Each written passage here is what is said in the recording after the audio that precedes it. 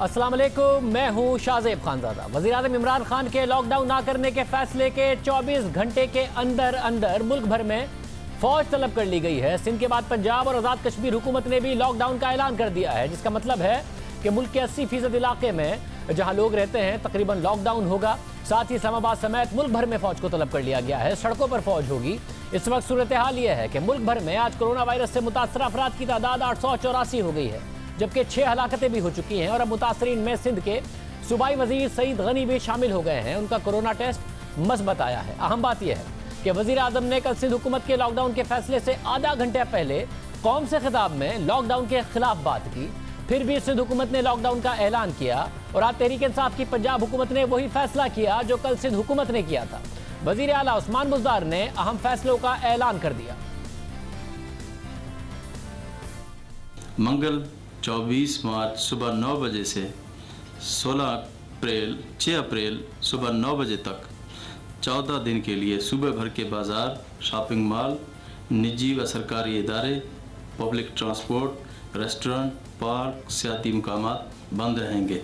हुकूमत पंजाब ने फैसला किया है कि आवाम के वसीतर मफाद में डबल सवारी पर पाबंदी आयद की जाएगी, ताहम फैमिलीज़ इससे मुस्तस्ना होंगी। मज़ीद बरां medical store, kiryana store, fruit और सब्ज़ी मंडियाँ, बेकरियाँ खुली रहेंगी। अद्वियात, अशियाए खुर्द-ओ-नौश बनाने वाली और सप्लाई करने वाली फैक्ट्रियाँ खुली रहेंगी। वो फैक्ट्रियाँ जो तिब्बी आलात और ज़रूरी साजो सामान तैयार करती हैं वो भी इससे मुस्तस्ना होंगी। पंजाब हुकूमत ने भी वही फैसला किया। DGISPR major general Babar Iftikhar ने मीडिया ब्रीफिंग में बताया कि वफाक और सूबों के इकदामात के तहत कारोबारी, तफरीही मराकज़ और ट्रांसपोर्ट बंद रहेगी, यानी वफाक और तमाम सूबों में ये सब होगा।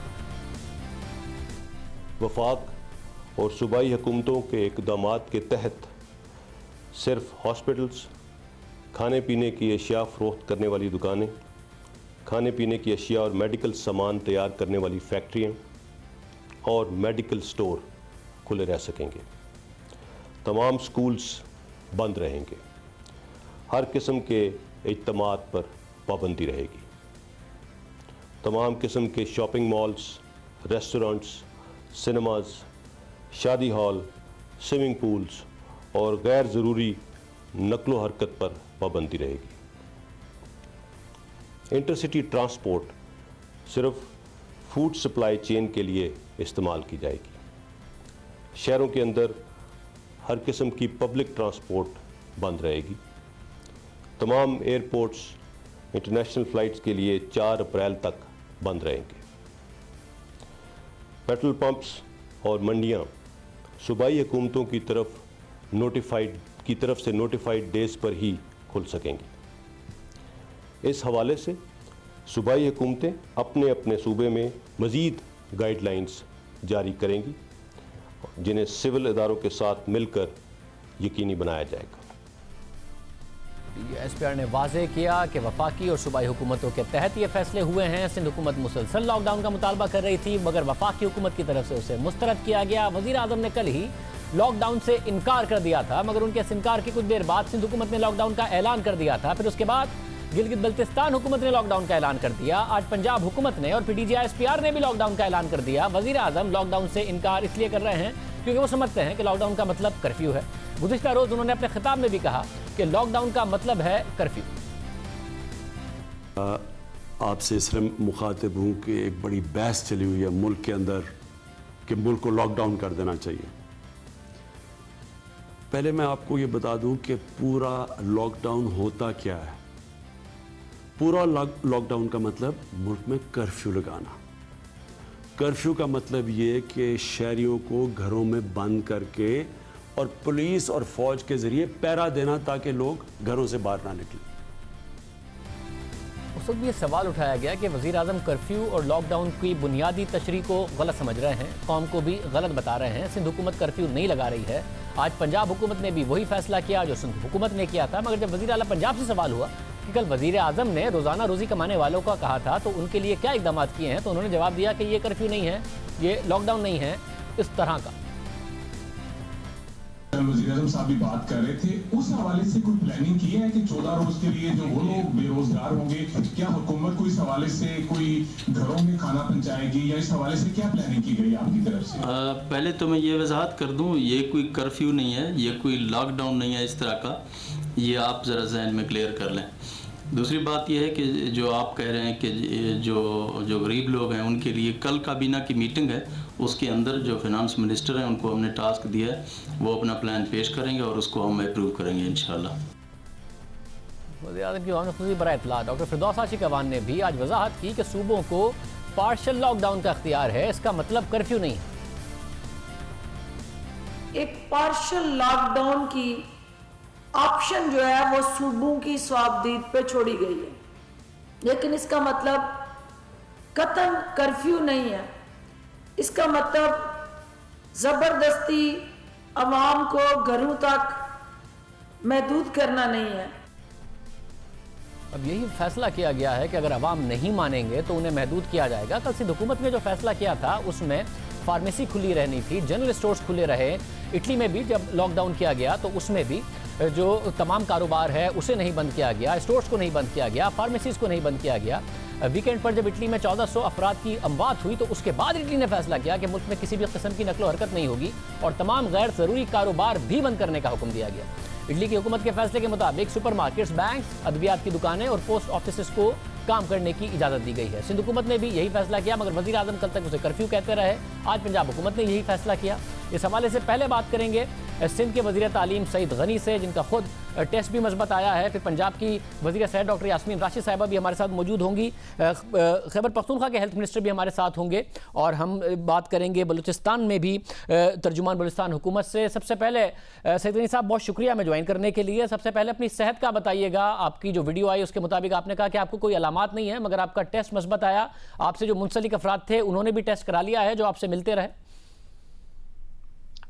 शाहिब, जिस तरह मैंने पहले बताया, मैं फिलहाल तो कोई ऐसी चीज़ फील नहीं कर रहा हूँ, ना मुझ में सिम्टम्स हैं जो बताए जाते हैं इस वायरस के। लेकिन ये टेस्ट जो करवाया था उसकी रिपोर्ट पॉजिटिव आ गई है। मैंने आज एक और टेस्ट करवाया जिसकी रिपोर्ट अभी आई नहीं है, वो आ जाएगी तो फिर वो भी मैं ज़रूर शेयर करूँगा आपसे। लेकिन फ़िलहाल आइसोलेशन में हूँ, घर पर बैठा हूँ, कमरे के अंदर हूँ और जो पॉसिबल है यहाँ से काम करना वो अपना काम कर रहा हूँ।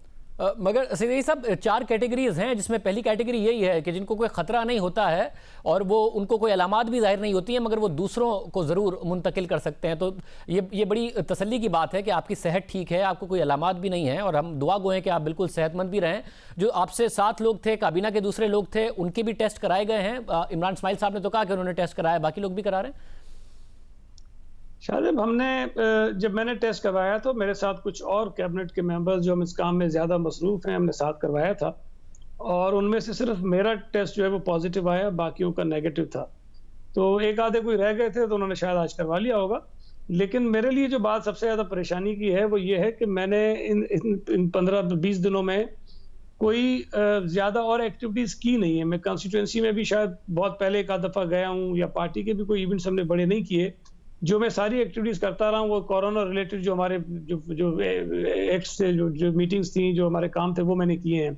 अब अगर मुझे कहीं से वो ट्रांसमिट हुआ है तो वो भी उन्हीं लोगों से हुआ होगा जिनसे मैं मिलता रहा हूँ रिसेंटली। तो अब ये परेशानी की बात है कि वो कौन सा ऐसा फ़र्द है जिसको शायद नहीं पता और वो ट्रांसमिट मुझ तक हो गया है। तो मैंने आज यही सोचकर मीडिया पे आकर और ये सोशल मीडिया पे बताया कि जो लोग मुझसे मिलते रहें कम से कम वो ज़रूर एहतियात करें और क्वारंटाइन में चले जाएं, खुदा न खास्ता उनकी वजह से उनकी फैमिलीज और बच्चों को कोई परेशानी ना हो। और ये फिर सवाल भी उठाता है कि जैसे आप माशाल्लाह बिल्कुल सेहतमंद हैं और हम दुआ गो हैं दोबारा कि आप बिल्कुल सेहतमंद ही रहें, कि बहुत सारे लोग हैं जिनको शायद पता ना हो और वो ये वायरस बहुत ज़्यादा फैला हुआ हो, जो गवर्नमेंट का नंबर आ रहा है, जो अस्पताल में टेस्ट के बाद नंबर आ रहा है, हकीकत में कहीं पाकिस्तान में नंबर उससे बहुत ज़्यादा ना हो और लोगों को और ज़्यादा एहतियात करने की ज़रूरत है और ये बात समझनी चाहिए।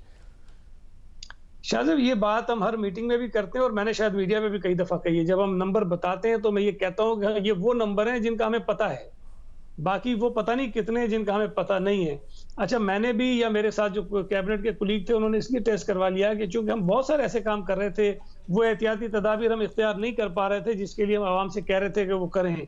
शायद कई जगहों पर हमें वो जो डिस्टेंस रखना चाहिए हम वो नहीं रख पा रहे थे। कई जगहों पर शायद हमें इस तरह घुल मिल जाना नहीं चाहिए था, हम मिल रहे थे लेकिन वो हमारी चूंकि काम की नोयत ऐसी थी लेकिन आम लोगों से जो हम तवक्को कर रहे हैं या जो हम रिक्वेस्ट कर रहे हैं, जो बार बार अपीलें कर रहे हैं, वो यही है कि आप एहतियात करें और जो सोशल डिस्टेंस है उसको मेंटेन करें और अपने घरों के अंदर चले जाइए।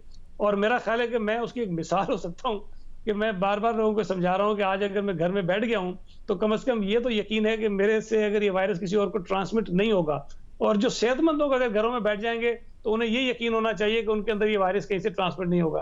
तो ये बुनियादी चीज है, जो लोग घरों में बैठे रहेंगे वो महफूज रहेंगे, जो बाहर जाएंगे उनके साथ ज्यादा इम्कान है कि ये इस बीमारी के अंदर आ सकते हैं लोग। मतलब क्योंकि ज़ाहिर सिंध हुकूमत ने तो फ्रॉम द फ्रंट लीड किया है इस सारे के सारे मामले में। अब आपकी तसल्ली है कि तकरीबन पूरे मुल्क में ही फौज को भी तलब कर लिया गया है। कल हालांकि वज़ीर आज़म ने वज़ीर आला के अनाउंसमेंट से आधे घंटे पहले लॉकडाउन के खिलाफ बात कर दी थी, उसे कर्फ्यू कह दिया था, मगर वही इकदाम अब पंजाब हुकूमत ने भी किए, नजर आ रहा है बाकी हुकूमतें भी कर रही हैं। ये इत्मीनान बख्श है। और क्या नताइज क्या आ रहे हैं? आपको लग रहा है ये जो लॉकडाउन है उससे कम से कम एक नेगेटिव इफेक्ट पड़ रहा है या मस्बत इफेक्ट कह लीजिए कि कोरोना के केसेस कम आ रहे हैं? शायद एक तो बात तय है ना कि जितने लोग कम बाहर निकलेंगे उतना स्प्रेड इसका कम हो जाएगा।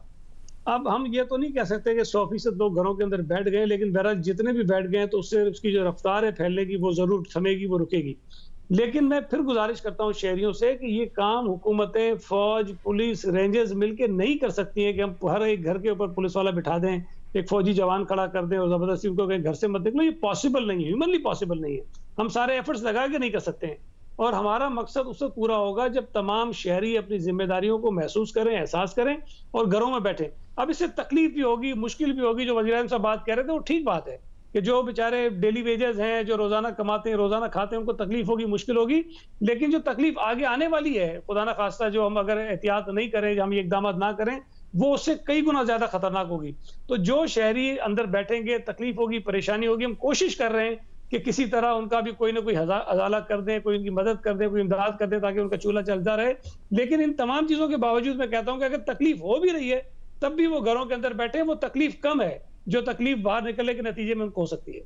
बहुत शुक्रिया, अपना बहुत ख्याल रखिए और हम बहुत ज़्यादा दुआगो हैं कि आपको अल्लाह सेहत भी दे, आप सेहतियाब हों, सब सेहतियाब हों जो इस वक्त इस वायरस से में मुब्तला हुए हैं। डॉक्टर यास्मीन राशिद साहिबा, वज़ीर सेहत पंजाब, हमारे साथ मौजूद। और साहिबा बहुत शुक्रिया। कल तक बिल्कुल नहीं लग रहा था कि तहरीक इंसाफ की जहाँ हुकूमत है वहाँ लॉकडाउन जैसी सूरत हाल पर मानेंगे, जो वज़ीर आज़म की स्पीच थी। आज आप लोगों की तरफ से अचानक यह फैसला किया गया, क्या कोई नए केसेस आए हैं? क्या आपने देखा जिसके बाद ये फैसला किया गया? असल में आपको पता है कि हम हर रोज़ एक मीटिंग करते हैं और उस मीटिंग के मुताबिक हम डिसाइड करते हैं कि आगे मज़ीद क्या करना है। जो हमारे पास अब केसेस आए हैं जो तकरीबन 246 हैं, तो हम जो ट्रेजेक्ट्रीज बनती हैं ग्राफ्स के ऊपर, तो इट सीम्स अगर हम इसी तरह कंटिन्यू करेंगे और लॉकडाउन या इस वक्त जो बंद कर रहे हैं बाज़ार वगैरह और सारा कुछ वो ना करें, तो शायद हमारी ट्रेजेक्ट्री जो है वो बड़ी उसी तरह हो जाएगी जिस तरह की इटली की है। तो देयरफॉर की उसकी ट्रेजेक्ट्री की जो आप प्रोजेक्शन करते हैं, we don't want it to develop like that. हमें उस कर्व की फ्लैटनिंग चाहिए। और हमने जो बाकी मुल्कों की साइंटिफिक स्टडी की है उसमें ये देखा गया, जैसे कोरिया ने अपना लॉकडाउन जो था वो जल्दी किया तो उसकी वजह से उनका जो कर्व था वो फ्लैटन हो गया। तो that is what we are trying to do. तो इंशाल्लाह कल से लोगों से इसरार कर रहे हैं, बल्कि इल्तिजा कर रहे हैं कि मेहरबानी करके अपने घरों में रहिए। साहब आपने कहा कि जो कर्व था वो इटली की तरह होने जा रहा था कि हमारे केसेस की तादाद उतनी ना हो जाए। इटली वाले तो बार बार कहते रहे कि हमने देर कर दी और दुनिया हमसे सबक सीखे, तो हमने कहीं लेट तो नहीं कर दिया है? हम कहीं पहले तो नहीं करना चाहिए था ये काम? नहीं, मेरा ख्याल है कि हम बिल्कुल सही टाइम पे साथ साथ जिस तरह फॉलो अप कर रहे हैं, होपफुली इंशाल्लाह सही टाइम है कि हम इस वक्त फ़्लाइटें रुक गई हैं। ये तो बहुत अहम था क्योंकि आपको पता है कि जितने केसेस मेजॉरिटी 99% हमारे पास वो लोग हैं जो बाहर से कोरोना वायरस की ये वबा लेके आए हैं। तो फ़्लाइटों का रुक जाना, एक तो हमें कुछ वक्त मिल जाएगा अपने आप को संभालने के लिए, और फिर सबसे बड़ी बात है आपको पता है कि इस वक्त सबको ट्रेस किया जा रहा है जो बाय एयर पहुँचे हैं पाकिस्तान के अंदर। जहाँ तक ज़ायरीन का ताल्लुक़ है वो आपके सामने है कि क्वारंटीन्स उनके लिए बन गई हैं और उनको सबको वहाँ क्वारंटीन्स में रखा हुआ है। और खुदा अल्लाह करेगा इंशाअल्लाह कि जिस तरह के इक़दाम उठाए जा रहे हैं उस तरह के इक़दाम जो है हमारी मदद करेंगे। लेकिन सबसे इम्पॉर्टेंट चीज़ है हुकूमत जितने मर्ज़ी इक़दाम उठाए, जो इक़दाम इंसान ने ख़ुद अपनी हिफाजत के लिए उठाने हैं वो तो उसको खुद करना पड़ेगा। ये बात आपकी बिल्कुल ठीक है कि आवाम को खुद जिम्मेदारी का सबूत देना होगा, इसमें कोई शक नहीं है। बट ये बताइएगा, वजीर आजम कल तक लॉकडाउन के खिलाफ थे, वो लॉकडाउन को कर्फ्यू कह रहे थे जब सिंध हुकूमत ये फैसला करने जा रही थी, फिर आपने भी वही फैसला किया जो कल सिंध हुकूमत ने किया था। ये वजीर आजम को एतमाद में लेके किया गया, उन्हें पता है आप लोग ये फैसला करने जा रहे थे, या आप लोगों ने खुद ने पंजाब हुकूमत ने अपनी ग्राउंड रियलिटीज को देखते हुए ये फैसला किया?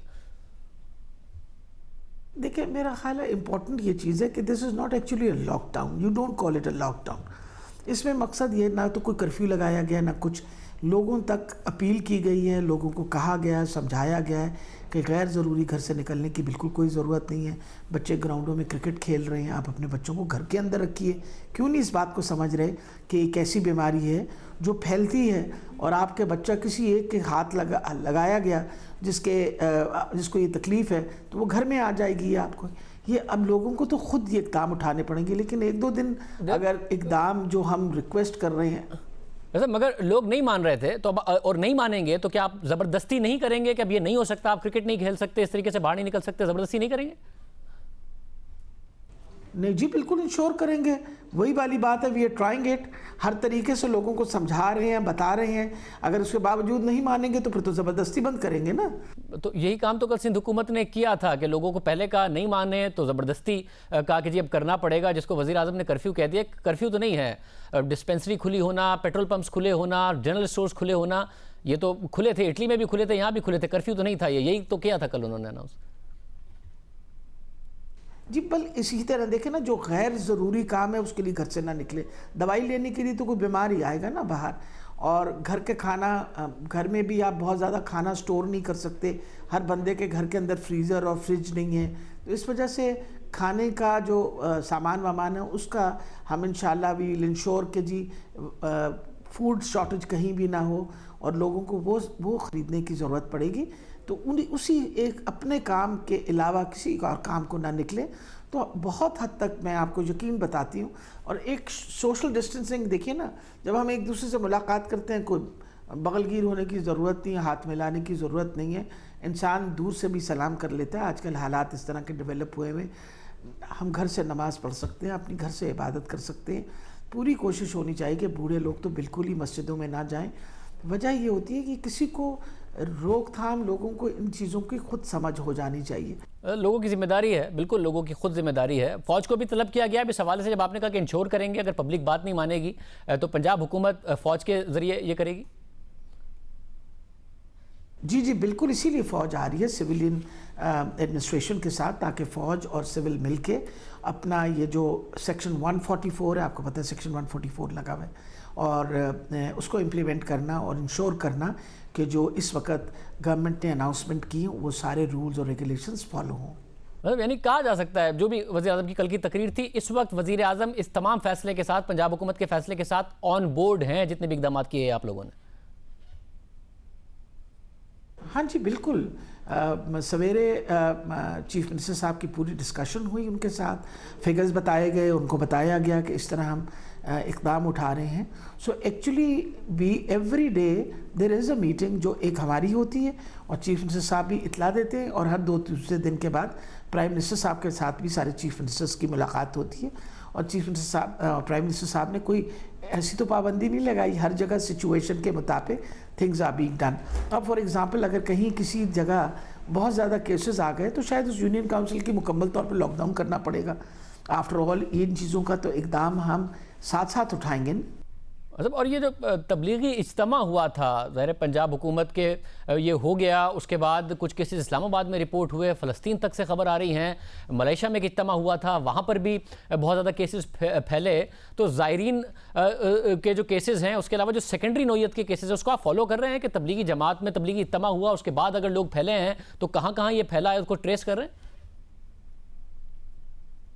जी जी बिल्कुल, हमारी पूरी कोशिश है कि जब आपको एक केस मिलता है उसकी बाकायदा ट्रैवल हिस्ट्री, केस हिस्ट्री, कितने लोगों से मुलाकात की, पूरी कोशिश कर रहे हैं। और लोगों को भी हम रिक्वेस्ट कर रहे हैं कि मेहरबानी करके आप, कोई बंदा बाहर से आया तो कोई ज़रूरी नहीं है मिलने जाने, आप ज़रूर मुलाकात करिएगा, 10-15 दिन इंतज़ार कर लीजिए। और लोग जो बाहर से आ रहे हैं उनको भी रिक्वेस्ट करें कि आप अपने घरों के अंदर ही रहिए, अपने आप को क्वारंटीन करें, अपने आप को अपने घर वालों से भी थोड़ा सा आइसोलेट करके रखें।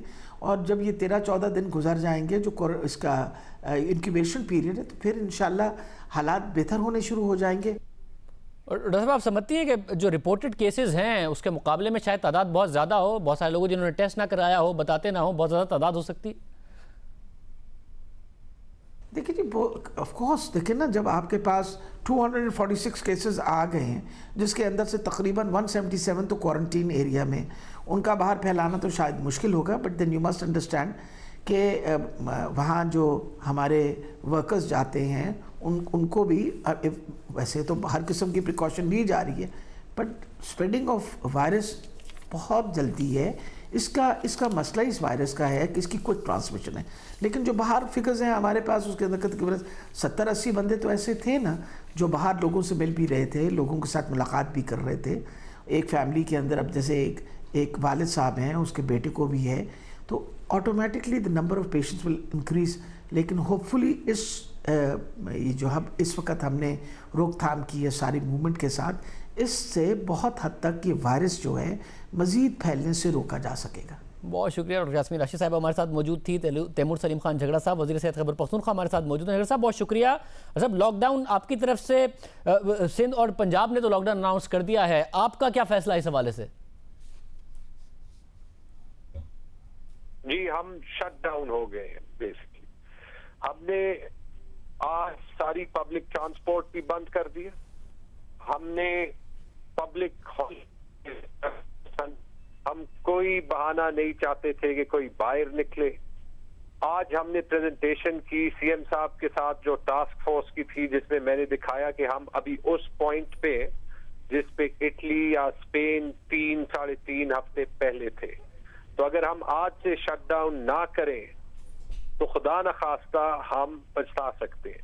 कल से पेशावर में और केपी में सिवाय जो ग्रोसरीज और केमिस्ट से कोई चीज खुली नहीं होनी चाहिए अनलेस उसका कोरोना के एपिडेमिक की जंग लड़ने के साथ कोई ताल्लुक हो।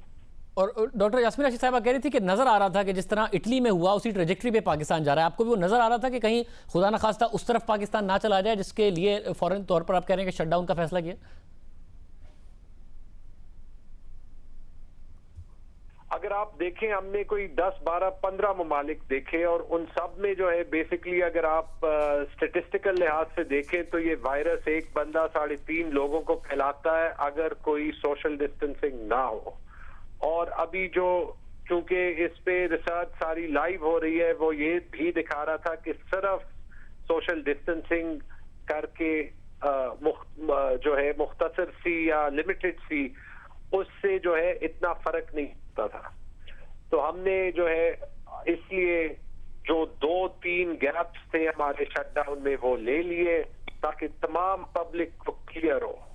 बाकी सूबों की तरह यहाँ पे आर्टिकल 245 भी नाफिज हो गया, क्योंकि अगर ये जंग है तो इसमें हम सब इसमें फौजी हैं उस जंग में, इसमें हम सब ने मिलके लड़ना है, सिविल एडमिनिस्ट्रेशन, मिलिट्री एडमिनिस्ट्रेशन और पब्लिक ने। वजीर आजम की राय कल तक और थी, वजीर आजम को एतमाद में लेकर शटडाउन का फैसला किया गया आप लोगों की तरफ से? आज हमारी टास्क फोर्स की मीटिंग हुई, आज वजीर आजम के साथ जो है इसके इकोनॉमिक प्लान पे मीटिंग हुई थी, बड़ी जबरदस्त मीटिंग हुई थी। आई थिंक कल वजीर आजम साहब खुद जो है पूरे मुल्क के लिए जो इस जंग को लड़ने के लिए इकोनॉमिक पैकेज अनाउंस करना होगा वो करेंगे। उनके साथ हमने अलाइन करके उनसे परमिशन लेके, क्योंकि हम चाहते हैं कि जब तक मुल्क एक साथ नहीं लड़ेगा इस पे, और मेरे ख्याल में मुल्क अभी एक साथ लड़ रहा है, तो जब तक वो नहीं होगा हम नहीं जीतेंगे। मुझे बहुत एनकरेजमेंट हुई है कि पिछले हफ्ते में पूरा मुल्क इकट्ठा हुआ है, हमारी सिंपैथीज सिंध के साथ भी है, सईद गनी साहब के साथ भी है, अभी हमने मिल के लड़ना है। बहुत शुक्रिया। लियाकत शाहवानी, तर्जुमान बलूचिस्तान हुकूमत हमारे साथ मौजूद है। लियाकत शाहवानी साहब बहुत शुक्रिया। पहले तो सिंध हुकूमत और बलूचिस्तान हुकूमत एक साथ फैसले कर रहे थे, चाहे वो स्कूल बंद करने का और बाकी मामलात हों। लॉकडाउन की तरफ आप जा रहे हैं, सिंध के बाद पंजाब और खैबर पख्तूनख्वा दोनों ने फैसला किया। हम हम और सिंध गवर्नमेंट इस हवाले से साथ साथ आते रहे, लेकिन कल रात को वो एक कदम हमसे आगे बढ़ के उन्होंने मुकम्मल लॉकडाउन अनाउंस किया। हम इसलिए अब तक नहीं कर सके कि बुनियादी तौर पे हम वो डेटा कलेक्ट कर रहे हैं जो रोजाना की बुनियाद पे उजरत कमाने वाले लोग हैं, लो इनकम लोग हैं। हम ये चाह रहे हैं कि उनका जो ही डेटा हमारे साथ आ जाता है, उनका पैकेज अनाउंस करते हैं, तो फिर लॉकडाउन की तरफ हम भी जा सकते हैं। तो इतने अरसे से आप लोगों ने होमवर्क नहीं किया था, अब आप होमवर्क कर रहे हैं, उसके बाद फिर फैसला करेंगे जैसे ये आप कैलकुलेशन कर लेंगे सारी? आज हमारी कोर कमेटी की मीटिंग में हमने ये फैसला किया, 21 प्रोफेशनल हमने आइडेंटिफाई किए हैं, जिसमें प्लम्बर है, ड्राइवर्स हैं, होटल में काम करने वाले लोग हैं, रोजाना की उजरत बुनियाद काम करने वाले लोग हैं।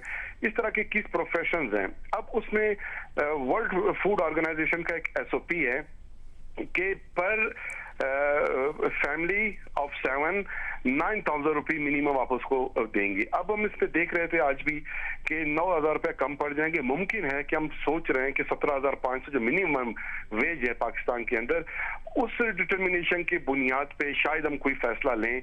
और इसके अलावा जो डेटा है उसके लिए बिस्प का जो डेटा है उसमें 2 लाख अफराद हैं पाकिस्तान में, BRSP के 6 लाख हैं।